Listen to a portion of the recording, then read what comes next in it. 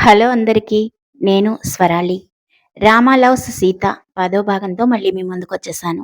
Story కనుక నచ్చినట్లయితే like చేసి ఛానల్‌ని సబ్స్క్రైబ్ చేసుకోవచ్చు కదా ప్లీజ్. అలాగే కామెంట్ చేయడం అస్సలు మర్చిపోకండి. ఇక లేట్ చేయకుండా మనం మన స్టోరీలోకి వెళ్ళిపోదాం. రామ్ తనకు తెలియకుండానే సీతూకి దగ్గరవుతున్నాడు.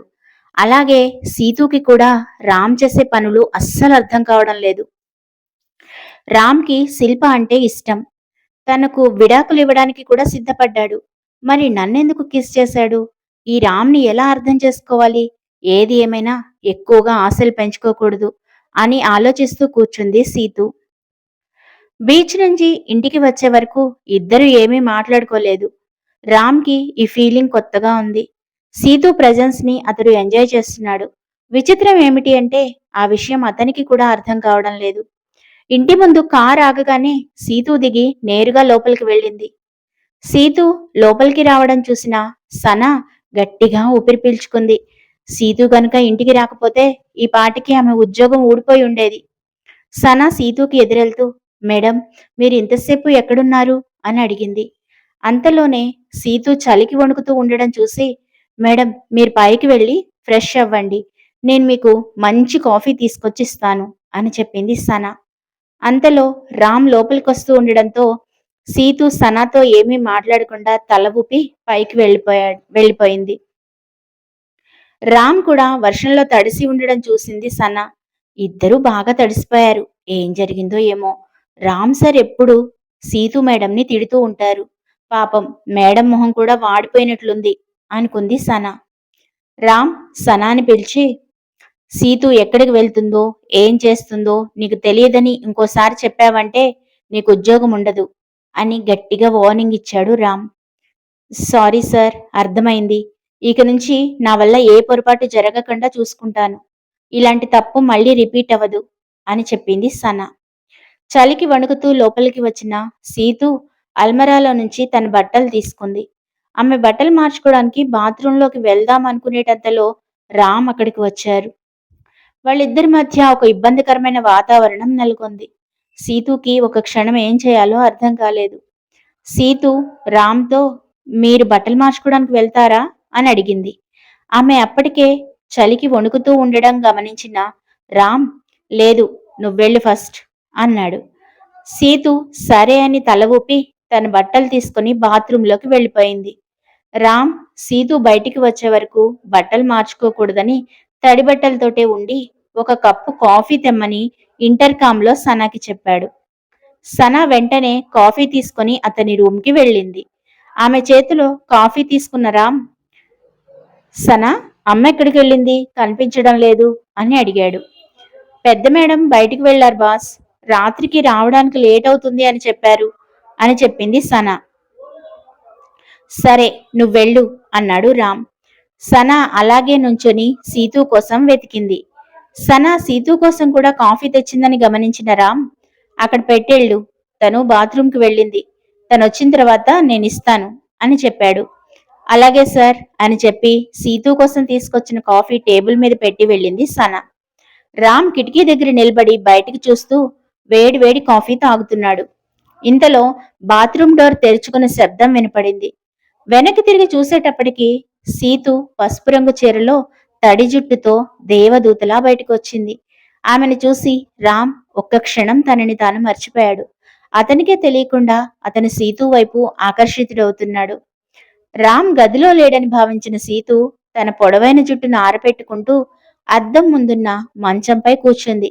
అద్దంలో తనని తాను చూసుకున్న సీతుకి తన వెనక ఉన్న రామ్ కనిపించాడు. ఓయ్, ఇతనిక్కడే ఉన్నాడా? సీతూ, నువ్వు మళ్ళీ అయిపోయావే. అతను లేడనుకుని అతని మంచం మీద కూర్చున్నావు. ఎందుకే ఇలాంటి పనులు చేసి నిన్ను నువ్వే చంపేసుకుంటావు అని ఆమె మనసు ఆమెని హెచ్చరిస్తుంటే గబుక్కున లేచి నిలబడి తన పని తను చేసుకుంటున్నట్లు నటిస్తూ ఉంది. రామ్ తన వైపే చూస్తున్నాడు అన్న సంగతి ఆమెకు అర్థమవుతూనే ఉంది. ఇంకో 6 నెలల తర్వాత అతనెవరో నేనెవరో అని అనుకోగానే ఆమె మనసు బాధగా మూలిగింది. అదే సమయంలో రామ్ ఆమె వైపు రావడం చూసి ఆమె గుండె దడదడలాడింది. అయింది, అనుకున్నంతా అయింది. ఇప్పుడు ఈ సింహానికి నేను బలి అనుకుంటూ బిగుసుకుపోయి నిల్చుంది సీతు. ఆమె శరీరం మొద్దుబారిపోయింది. ఇప్పుడతను నా వైపుకెందుకొస్తున్నాడు? అంటే ఇందాకట్లాగా ఇంకోసారి అనుకుంటూ ఇకపై ఆపై ఊహించుకోలేకపోయింది సీత. అతను తన దగ్గరికి రాగానే భయంతో గట్టిగా కళ్ళు మూసుకుంది.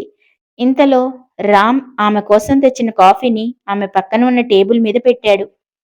ఇంకా ఏమి జరగట్లేదేంటి అని కళ్ళు తెరిచిన చూసిన సీతు రామ్ కాఫీ టేబుల్ మీద పెట్టడం చూసి, ఓహో, కాఫీ నాకివ్వడానికి వచ్చాడన్నమాట.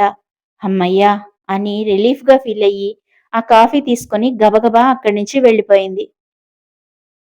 సీతు రామ్కి భయపడి పారిపోతున్న ప్రతిసారి అతనికి ఆమెపై విజయం సాధించినంత ఆనందం కలుగుతోంది. ఎప్పటిలాగే ఆ రాత్రి కూడా వాళ్ళిద్దరూ ఎవరి ప్లేసుల్లో వాళ్ళు పడుకున్నారు. కానీ సీతు మాత్రం కంటిన్యూస్గా తుమ్ముతూనే ఉంది. వర్షంలో తడవడం వల్ల ఆమెకు జలుబు చేసింది. చప్పుడు చేయకుండా లేచి ఫ్లాస్క్లో వేడినీళ్లున్నాయేమో అని చూసింది. కానీ ఖాళీ బాటిల్ ఆమెను వెక్కిరించింది. మెల్లగా లేచి రామ్ని డిస్టర్బ్ చేయకుండా రూంలోంచి బయటకొచ్చింది. సమయం చూస్తే రాత్రి 2 గంటలయింది. ఆ టైంకి ఇంట్లో ఎవ్వరూ లేరు. అంత పెద్ద ఇంట్లో ప్రతి మూల బెడ్ ల్యాంప్ మాత్రమే వెలుగుతూ ఉన్నాయి. ఆ ఇంటిని చూస్తే సీతుకి ఒక్క క్షణం భయమేసింది. ఇంత పెద్ద ఇంట్లో ఏ దయ్యాలుంటాయో ఏమోరా దేవుడా అని మనసులో భయపడింది సీతు. ఈ హారర్ ఎఫెక్ట్లో ఉన్న ఇంటిని చూస్తే నాకు హార్ట్ అటాక్ వచ్చేలా ఉంది అనుకొని ఛాతీ మీద చెయ్యేసుకొని ధైర్యాన్ని కూడగట్టుకొని అడుగులో అడుగు వేసుకుంటూ నీళ్ల కోసం కిచెన్లోకి వెళ్ళింది సీతు. హమ్మయ్యా, వంటింట్లోకి ఎలాగోలా చేరుకున్నాను అనుకుంది సీతు. లైట్ వేయకుండానే వేడినీళ్లు స్టవ్ మీద పెట్టింది. ఆ తర్వాత ఆవిరి పట్టడానికి కావలసిన ఏర్పాట్లన్నీ చేస్తూ ఉండగా చేతిలోంచి ఒక గిన్నె జారి పెద్ద శబ్దం చేస్తూ కింద పడిపోయింది. మేడపైన నిద్రపోతున్న రామ్కి కింద గిన్నెల శబ్దం వినపడి నిద్ర లేచాడు. ఈ టైంలో కింద ఎవరు గొడవ చేస్తున్నారు అని చుట్టూ చూశాడు. సీతు అతనికి కనపడలేదు. సీతు ఈ టైంలో ఎక్కడికి వెళ్ళింది అని ఆలోచిస్తూ గదిలోంచి బయటికి వచ్చాడు. ఆమె బయట ఎక్కడా కనిపించలేదు. కింద వంటగదిలోంచి శబ్దం వస్తుంది అని గ్రహించి కింద కిచెన్లోకి వచ్చాడు. అతను కిందకొస్తున్నప్పుడు ఒక ముసుగేసుకున్న వ్యక్తి కిచెన్లో అటూ ఇటూ తిరగడం అతను గమనించాడు. ఎవరితను? అర్ధరాత్రి మా ఇంట్లో తిరుగుతున్నాడు, దొంగేమో అని అనుకున్నాడు రామ్. అంతే, వెంటనే టేబుల్ పైన ఫ్లవర్ వాస్ తీసుకొని దొంగపై దాడి చేసేందుకు నేరుగా వంటగదిలోకి వచ్చాడు. అంతలో అతనికి ఒక ఆలోచన వచ్చింది. దొంగకు వంటగదిలో ఏం పనుంటుంది అని అనుకున్నాడు. అయినా సరే దొంగ దొంగే అనుకొని కొట్టడానికి ఫ్లవర్ వాజ్ పైకెత్తాడు. ఇంతలో తన వెనక ఎవరో నిలబట్టినట్టు అనిపించడంతో సీతు తను కప్పుకున్న దుప్పటి తీసి ఎవరు అంటూ వెనక్కి తిరిగింది. ఆమె గొంతు విని అది సీతు అని గుర్తించాడు రామ్. వెంటనే కొడదామనుకున్నవాడు ఆగిపోయాడు. లేకపోతే ఈ పాటికి ఆమె బుర్ర బద్దలై ఉండేది. ఏయ్, అర్ధరాత్రి నీకిక్కడేం పని అని అడిగాడు రామ్. నీళ్ల కోసం వచ్చాను. పైగా రూంలో నీళ్లు అయిపోయాయి. బాగా జలుబు చేసింది. ఆవిరి పట్టడానికి వేడినీళ్లు కావాలి. అందుకే ఇక్కడికొచ్చాను అని చెప్పింది సీతు. ఆవిరి పట్టడానికొచ్చావా? అది కూడా ఈ సమయంలో అని ఆశ్చర్యంగా అడిగాడు రామ్. అవును, మీరు కూడా వర్షంలో తడిశారు కదా, జ్వరం వస్తుంది. మీరు కూడా ఆవిరి పట్టుకుంటారా? రిలీఫ్గా ఉంటుంది అంటూ ఉత్సాహంగా అడిగింది సీతు. ఈ వర్షాలు గిర్షాలు నన్నేమీ చేయలేవు. నాకు ఆవిరి పట్టడాలు అవి ఏం అవసరం లేదు. నువ్వు పట్టుకో ఆవిరి అన్నాడు రామ్. సీతు అయితే సరే మీ ఇష్టం అని తను మాత్రం దుప్పటి నిండా కప్పుకొని ఆవిరి పట్టడం మొదలుపెట్టింది. రామ్ ఆమె వైపు వింతగా చూశాడు. ఆమె చేస్తున్న పని అతనికి విచిత్రంగా అనిపించింది. కానీ అతనికి తెలియదు రేపు అతని జీవితం ఎలా మలుపు తిరగబోతోంది అనేది. సీతు చాలాసార్లు అతన్ని అడిగింది ఆవిరి పట్టుకోమని. కానీ రామ్ నిరాకరించాడు. ఆమె అయితే అతన్ని బలవంతం చేయలేదు. తన చుట్టూ దుప్పటిని కప్పుకొని ఆవిరి పట్టుకుంది. ఆమె దుప్పట్లో ఆవిరి పట్టుకునే శబ్దాలు చూసి రామ్కి నవ్వొచ్చింది. అతని బలవంతంగా నవ్వును ఆపుకున్నాడు. చాలాసేపటి తర్వాత ఆమె తన దుప్పటి పైకి తీసి పైకి లేవడంతో ఆమెను చూసి నవ్వు ఆపుకోలేకపోయాడు. ఆవిరి పట్టుకోవడానికి ఆమె పడుతున్న అవస్థ అతనికి నవ్వును తెప్పించింది. అందుకే పెద్దగా నవ్వుతూ ఆమె వైపు చూశాడు. చాలా రోజుల తర్వాత రామ్ అలా నవ్వుతూ కనిపించాడు. ఆమె ఒక్క క్షణం తనని తాను మైమర్చి అతనిని చూస్తూ ఉండిపోయింది. ఆమె తన వైపే చూస్తుందన్న విషయం గ్రహించి రామ్ నవ్వడం ఆపేశాడు. ఏయ్, ఎందుకలా చూస్తున్నావ్ అని గట్టిగా అడిగాడు రామ్. అతని అరిచిన అరుపుకి సీతు ఈ లోకంలోకి వచ్చింది. మీరు నవ్వినప్పుడు చాలా అందంగా ఉన్నారు అని చెప్పింది సీతు. ఆమె అలా చెప్పేటప్పటికి రామ్ స్తంభించిపోయాడు. సీతు అలా చెప్తుందని అతను ఊహించలేదు. అతనికి తెలియకుండానే తన మనసులో ఆనందంగా ఉంది. కాని పైకి మాత్రం గంభీరంగా, చాల్లే, గొప్ప విషయం కనిపెట్టావు. అలాంటిదేమీ లేదు కాని నువ్వు ఆవిరి పట్టడం అయిపోతే పో, వెళ్ళి పడుకోపో అని అన్నాడు రామ్. ఇద్దరూ కిచెన్లోంచి బయటికి రాగానే హాల్లో ఒక్కసారిగా లైట్ వెలిగింది. ఏమైందో చూసేందుకు బయటికి వెళ్లిన రామ్కి అతని తల్లి సుమిత్ర ఇంట్లోకి వస్తూ కనపడింది. అయ్యో, అమ్మా! ఈ సమయంలో మనల్ని ఇక్కడ చూస్తే తప్పుగా అనుకుంటుంది అని భయపడిన రామ్ ఒక్కసారిగా సీతు చెయ్యి పట్టుకుని పక్కనే ఉన్న స్తంభం వెనక దాక్కున్నాడు. అతను లాగిన ఫోర్స్కి ఆమె వెళ్లి అతని ఛాతీ మీద పడింది. అక్కడ ప్లేస్ తక్కువగా ఉండడంతో ఇద్దరికీ కదలడానికి వీలుగా లేదు. ఇంతలో సీతు ఏదో అనబోతే రామ్, అరవకు, కాసేపు సైలెంట్గా ఉండు అని అన్నాడు. సీతు ఆ తర్వాత అతనిని ఏమీ అడగలేదు. అతని గుండె చప్పుడు మాత్రమే ఆమెకు వినపడుతోంది. ఆమె ఇంకేమీ అడగాలి అనుకోలేదు. అతను తనకు అంత దగ్గరగా ఉంటే ఆమె గుండె కొట్టుకునే వేగం పెరుగుతోంది. ఈ ఒక్క క్షణం చాలు అన్నట్లు ఆమె తన చుట్టూ ఏం జరుగుతుందో మర్చిపోయి అతని కౌగిలిలో సేద తీరింది సీతు. ఒక చెయ్యి సీతు చుట్టూ వేసి మరో చేతితో కర్టెన్ కొంచెం పక్కగా జరిపి సుమిత్ర తన రూంలోకి వెళ్ళిందో లేదో చూశాడు రామ్. సుమిత్ర తన రూంలోకి వెళ్ళింది అని కన్ఫర్మ్ చేసుకున్న తర్వాత రామ్ నిట్టూర్చాడు.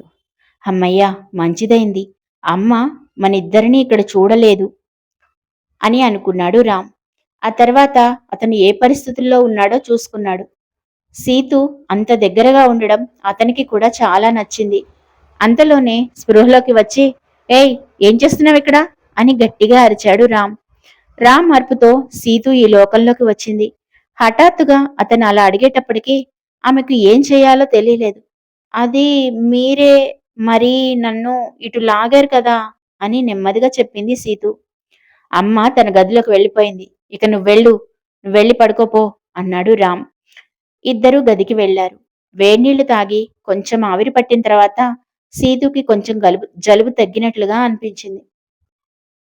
ఆమె ప్రశాంతంగా నిద్రపోయింది.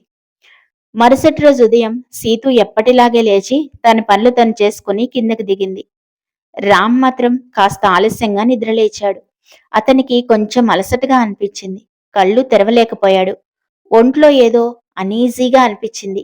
అయినా పట్టించుకోకుండా ఉదయాన్నే వర్కౌట్ ముగించుకొని తయారై ఆఫీస్కి వెళ్ళిపోయాడు. అతనికి ఆఫీసులో చాలా పనుంది. తన పని మొత్తం త్వరగా కంప్లీట్ చేసుకుని షీలాని పిలిచి, ఓ 2 గంటల వరకు నన్ను ఎవ్వరొచ్చినా డిస్టర్బ్ చేయొద్దు, నేను రెస్ట్ తీసుకుంటాను అని చెప్పి తన ప్రైవేట్ రూంలోకి వెళ్ళి పడుకున్నాడు రామ్. ఏంటి, నాకు తల ఇంత బరువెక్కిపోయింది, బాగా అలసటగా అనిపిస్తోంది అని అనుకుంటూ ఉండగానే అతనికి వరుసగా తుమ్ములు ప్రారంభమయ్యాయి. నిన్న రాత్రి సీతు తనను కూడా ఆవిరి పట్టుకోమని అడగడం గుర్తొచ్చింది. ఓహో, వర్షంలో తడవడం వల్ల నిన్న సీతుకి పడిసం పట్టినట్లుంది. ఈరోజు నాకు కూడా జలుబు చేసింది అని మనసులో అనుకున్నాడు రామ్. ఏం చేయాలో అర్థం కాక తలనొప్పి మాత్ర వేసుకున్నాడు రామ్. ఆ రోజు సాయంత్రం రామ్ తన పని త్వరగా కంప్లీట్ చేసుకొని ఇంటికి వెళ్దాం అనుకునేటంతలో శిల్ప అతని దగ్గరకు వచ్చింది. బేబీ, నువ్వు ఫ్రీగా ఉన్నావా? మనం కాసేపు బయటకు వెళ్దామా అని గోముగా అడిగింది శిల్ప. లేదు శిల్ప, ఈ రోజు నాకు అస్సలు బాలేదు. రేపెప్పుడైనా వెళ్దాం అని చెప్పాడు రామ్. అతడు వద్దని చెబుతున్నా శిల్ప వినే పరిస్థితుల్లో లేదు. అతను సీతుని మనసులో పెట్టుకొని తనతో బయటికి రావడానికి అంగీకరించడం లేదని ఆమె అభిప్రాయం. మళ్ళీ ఎప్పటిలాగే తన స్టైల్లో ఏడవడం మొదలుపెట్టింది. అంతేలే, నేనిప్పుడు నిన్నెక్కడికి పిలిచినా నువ్వు నాతోటెందుకు వస్తావు? ఏదో ఒక కారణం చెప్పి నాతో బయటికి రావడానికి కూడా నువ్వు ఒప్పుకోవడం లేదు. నీ మనసంతా సీతు దగ్గరే ఉంటోంది. నాకందుకే భయంగా ఉంది రామ్. మా అమ్మ చెప్పింది నిజమవుతుందేమోనని నువ్వు నన్ను నిర్లక్ష్యం చేస్తున్నావు కదూ అంటూ ఏడవడం మొదలుపెట్టింది శిల్ప. ఆమె మాటలకు రామ్‌కు చాలా బాధనిపించింది. ఆమె ఏడవడం చూసి ఇక తప్పదు అన్నట్లుగా ఆమెతో పాటు బయటికి వెళ్ళడానికి అంగీకరించాడు రామ్. సరే సరే శిల్ప, ఏడవకు, నీతోటే వస్తాను అని విసుగ్గా అన్నాడు రామ్. అది అలా అన్నావు బావుంది. మా మంచి రామ్ అని అతన్ని తీసుకొని వాళ్ళు ఎప్పుడూ వెళ్ళే పబ్‌కి వెళ్ళింది శిల్ప. రామ్ చిరాగ్గా, శిల్పా, ఇప్పుడు పబ్‌కెందుకు తీసుకొచ్చావు? నువ్వు బయటికి వెళ్ళాలంటే ఇంకా ఎక్కడికైనా తీసుకెళ్తావేమో అనుకున్నాను.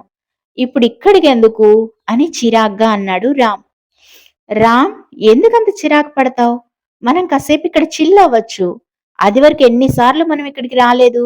ఎందుకంత ఇబ్బందిగా ఫీల్ అవుతున్నావు? అని అడిగింది శిల్ప. ఇక ఆ తర్వాత రామ్ ఏమీ మాట్లాడలేదు. మౌనంగా ఆమె వెనకే వెళ్ళాడు. ఆమెను కాదనడానికి, ఆమెతో ఆర్గ్యూ చేయడానికి నిజానికి అతనికి ఓపిక కూడా లేదు. శిల్ప రామ్‌ని తీసుకొని స్పెషల్ రూమ్‌లోకి వెళ్ళింది. వాళ్ళు అక్కడికి రెగ్యులర్‌గా వచ్చే కస్టమర్స్ అవడంతో ఎప్పుడూ వాళ్ళు తీసుకునే డ్రింక్ తీసుకొచ్చి అక్కడ సర్వ్ చేశారు. ఈరోజు కూడా అలాగే వాళ్ళ ముందు డ్రింక్ తీసుకొచ్చి పెట్టాడు సర్వర్.